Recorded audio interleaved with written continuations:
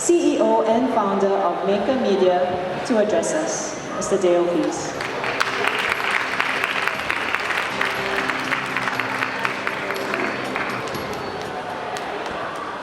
Thank you. Good morning, everybody. Well, first of all, I am just so happy to be here and to see for myself the growing maker community here in Singapore and the first featured Maker Faire here. And I've met so many wonderful people already, and I'm looking forward to seeing more of you over the weekend. I'm going to just give you a little bit of background on the maker movement. The minister already said some, very good things that I'm probably just going to repeat. But, when I started this, what I really saw in makers they were enthusiasts. Just as the early people who got involved in the personal computer movement, they had a passion. They loved what they were doing. They loved tinkering. They loved figuring things out. And they would do it anyway, no matter if there was a business or no matter whether they were getting a degree in school. And I just loved that mindset. And I said, I want to create something to help that grow and develop in our culture. And I started originally, this is our current issue of Make magazine, but it's about 11 to 12 years old. And I really wanted to capture how we do these projects. I think what was really interesting to me is makers do projects, and they want to share them. And I wanted to share how they did them so we could learn from those makers how to make them ourselves. And somehow this has grown into a movement. And it's widely distributed. It is self-organized. It is because people identified with this in ways that I had no idea.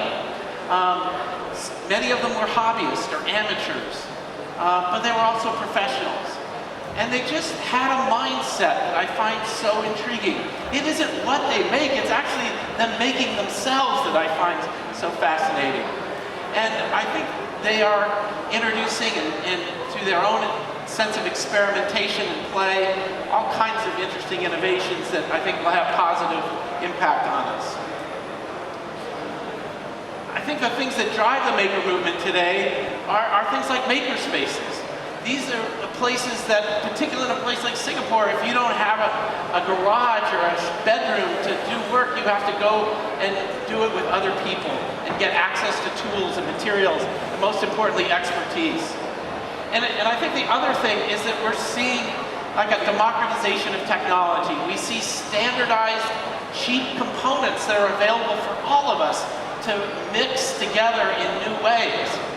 And while corporate world might have their ideas of how they go together, there's thousands, if not millions, of possibilities, and that's why this makes sense to have so many people doing it. The internet, I think, is also one of the big drivers in making this accessible to everybody. Whether it's our site, Instructables, or various places online, you can learn.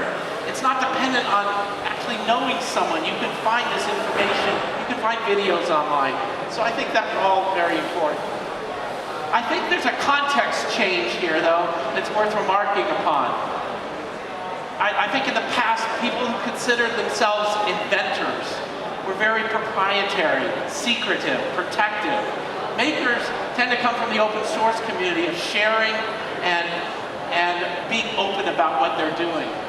And it's often based on the individual, not the institution. It really doesn't matter where you went to school or if you have a degree. It's what you do, what you love that matters here. I think collaborative, getting together and working together is a big driver here. And I think something that's really true for education is it's almost this sense of practice over theory. What do I get to do with what I know? And I think after starting the magazine, I started Maker Faire. And it was really a chance to bring a lot of people together. Initially, I wanted to bring makers together so that we could meet them and talk to them. We don't get to do that every day. And we don't get to bring makers together from, as I said, art and science. We often go separate places for that. And I thought this passion that you see in makers is infectious, that it would kind of cause other people to want to become makers. And we called Maker the greatest show and tell on earth because we felt that you know, it's something we do as kids in kindergarten. We just put out something we made and we talk about it. And you can talk to them about it. This year in the Bay Area, we celebrated our 10th anniversary of Maker Faire there. And I hope in 10 years, Maker Faire Singapore will look as big as we have here. I'm going to show you a few pictures from there. Well, actually, before I go there, but look how we've grown from 2006 to 2015. We'll have over a million people go to Maker Faires around the world. Last year we had 131 Maker Faires all around the world. And this year, you're in the green phase, so we have 14, 15 there. But this is what you would have seen in Maker Faire Bay Area in May. You know, a robot that shoots fire made out of scrap metal next to a 3D printed robot. A robot made out of cardboard and aluminum foil, and it dances and has fun. A robot made out of Meccano parts and controlled with an iPad.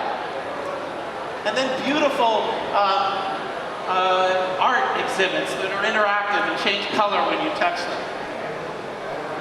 Wearables, fashion that's integrating electronics, beautiful. They had a fashion show. And what was really fascinating, we had 3D printed prosthetics, and we had differently abled people modeling them on that fashion show. It was really breathtaking. We have craft and traditional things like knitting and crochet. But what really, I think, is in the core of Maker Faire and the whole Maker movement is getting your hands on something, getting to touch something, getting to do something. This is little bits, there's other places, but I'm really happy to see around here how many places you can go up and touch the thing, put something together, do an activity.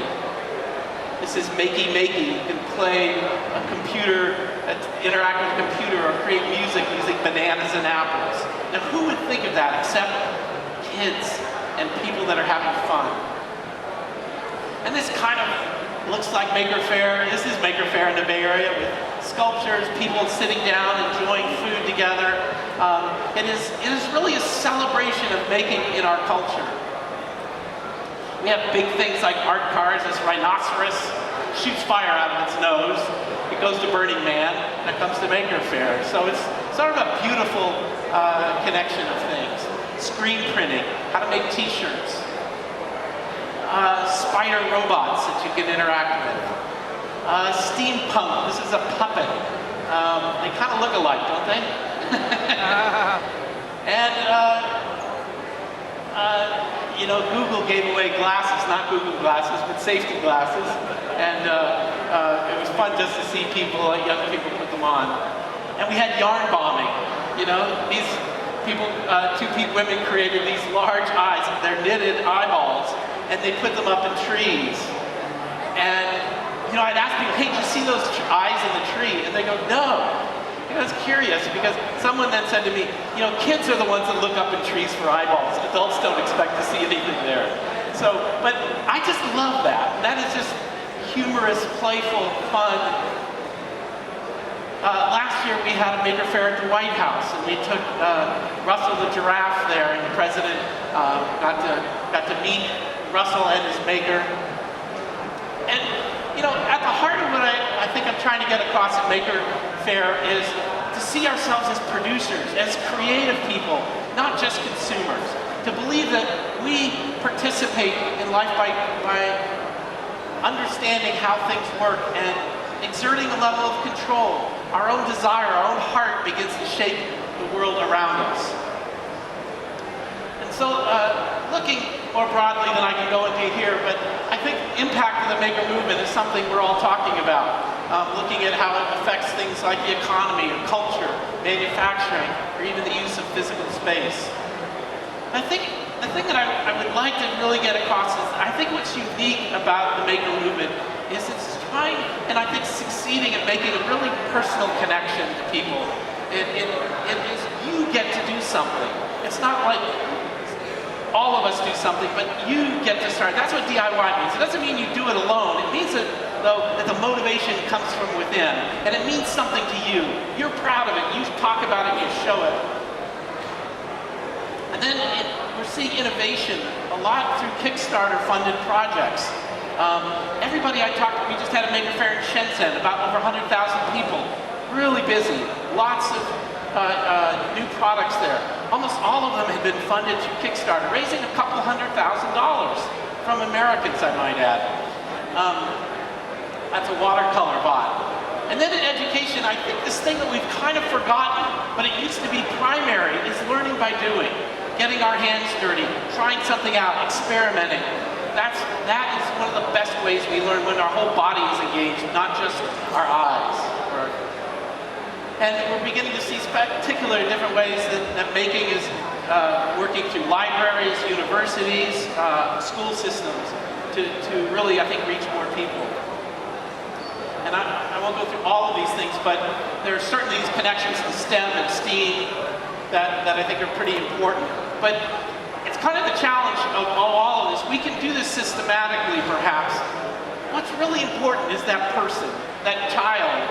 How do they become makers? How do we touch them and give them that opportunity? So I kind of want to leave you, I think this is what we're about in a nutshell. It's not about the technology. It's not about drones and 3D printing, although those are cool and fun. It's about a sense of agency, that I can do things, that the opportunity is there for me to contribute in meaningful ways.